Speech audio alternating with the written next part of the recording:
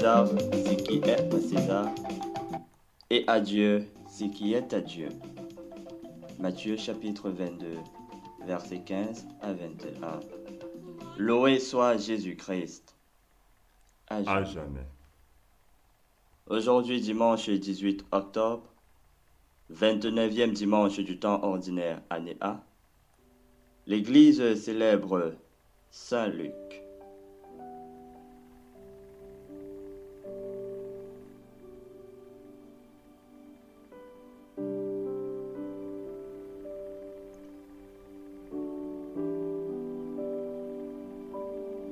Les différents textes soumis à notre méditation.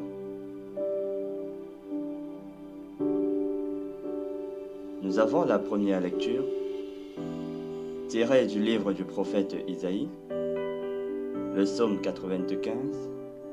Ensuite, la deuxième lecture, tirée de la première lettre de Saint Paul apôtre aux Thessaloniciens. Et enfin, l'évangile de Jésus-Christ selon Saint Matthieu.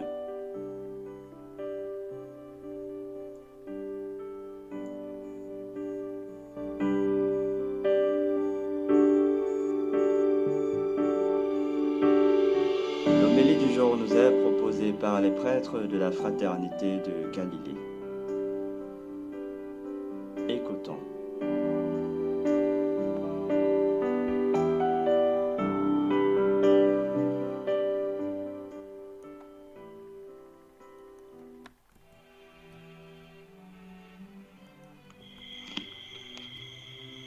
Je suis le Seigneur, il n'en est pas d'autre.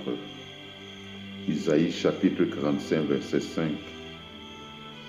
C'est ainsi que le Seigneur se présente au roi Cyrus dans la première lecture. Il lui dit, en ayant repris le premier commandement, « Hors moi, pas de Dieu, c'est moi qui t'ai rendu puissant, alors que tu ne me connaissais pas. Pour qu'on sache de l'Orient à l'Occident qu'il n'y a rien en dehors de moi. » Le roi Cyrus qui est devenu le maître du monde pourrait bien commencer à se considérer comme un dieu, à se prendre pour un dieu. Mais le Seigneur lui rappelle qu'il est juste l'instrument qu'il a choisi pour la réalisation de son projet d'amour pour son peuple. À la différence de l'empereur César, qui pensait être devenu un dieu, le roi Cyrus, lui, sait qu'il n'est qu'un instrument que Dieu a choisi et qu'il doit se soumettre à la volonté de Dieu.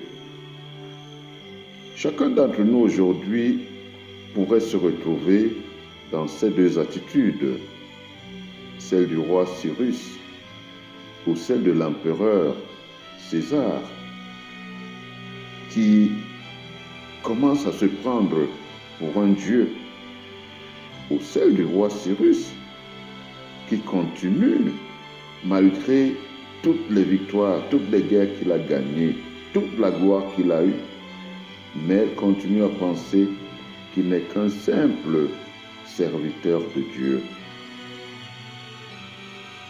Très souvent, nous aussi, par notre puissance financière, nous nous rappelons ce verset où le Christ nous dit qu'il est difficile à un riche d'entrer dans le royaume des cieux. Ça peut être la puissance financière, ça peut être la puissance intellectuelle, ça peut être notre situation politique, les charismes que nous avons dans l'Église. Avec tout cela, parfois nous courons le risque de commencer à nous considérer comme des petits dieux et de considérer les autres comme de simples serviteurs, sinon des moins que des hommes.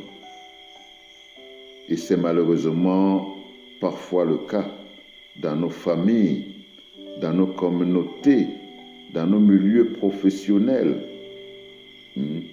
Parfois nous commençons à penser que nous sommes devenus des petits dieux celui qui a une parcelle de pouvoir, ne manque aucune occasion pour le faire sentir aux autres, comme le Christ le dit, que ceux qui ont le pouvoir de ce monde montrent que c'est eux qui ont l'autorité, c'est eux qui commandent. Là où il est, c'est lui qui est le Dieu, même dans nos propres familles. Certains pouvoirs deviennent absolus, comme des pouvoirs divins. Si Jésus continue à condamner l'hypocrisie et la perversité des pharisiens dans l'Évangile, en énonçant ce dicton pour répondre à la question que les pharisiens lui ont posée, est-il permis ou non de payer l'impôt à César? Jésus a répondu, rendez à César ce qui est à César et à Dieu ce qui est à Dieu, et il a esquivé leur piège. Mais en fait, au-delà du simple fait d'esquiver le piège, Jésus nous donne un enseignement fondamental. Il voudrait replacer chaque chose à sa place. Comme dans la première lecture, Jésus nous dit que Dieu prime sur tout. Dieu a la primauté sur tout. Et l'homme, fût-il roi, empereur et tout ce qu'on peut imaginer, l'homme n'est qu'au service de la réalisation de la volonté de Dieu, même si ce pouvoir vient de Dieu, même s'il est absolu. Dès lors que l'homme oublie qu'il n'est qu'un serviteur que Dieu a choisi, c'est Dieu qui l'a choisi, il devient un potentat et commence à penser qu'il est un Dieu et il s'oppose à Dieu. Le psaume de ce jour nous dit ceci.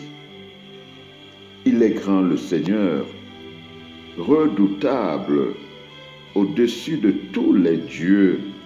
Il gouverne le monde avec droiture. Le psaume qui est proposé à notre méditation, c'est ce qu'il nous dit. César avait tout ce qu'il a. Il a pensé qu'il est devenu un dieu. Il a conquis tout le monde. Mais en fait, quel homme fût-il César? Quel homme pourrait se comparer à Dieu? Ce n'est que de la folie quand on commence à penser qu'on est devenu un être absolu. Ce n'est que le début en fait de la folie.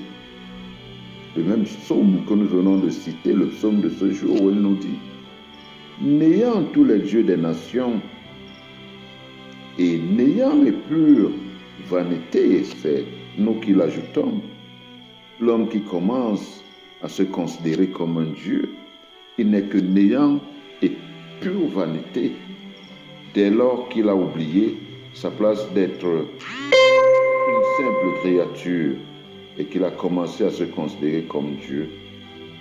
Ce n'est qu'un début de folie. Dieu a-t-il encore une place dans nos vies aujourd'hui, surtout celle qui est la sienne, cette primauté que Jésus voudrait nous dire? Dieu prime-t-il encore aujourd'hui dans tout ce que nous faisons? Moi-même, ne suis-je pas devenu aujourd'hui mon propre Dieu? Ma foi est-elle encore active? Ma charité se donne-t-elle encore de la peine? Mon espérance en Jésus notre Seigneur tient-il bon? Tel que Saint Paul nous le dit dans la deuxième lecture. Que Dieu nous accorde la grâce de savoir que nous ne sommes que des créatures, quels que soient les privilèges que nous pouvons avoir, quels que soient les charismes, quelle que soit notre situation sociale, professionnelle, que jamais, jamais nous n'oublions que nous sommes que de simples serviteurs de Dieu, comme le roi Cyrus, et comme il nous l'a dit, le serviteur le plus grand c'est lui qui devient le serviteur. Loué soit Jésus-Christ. Amen.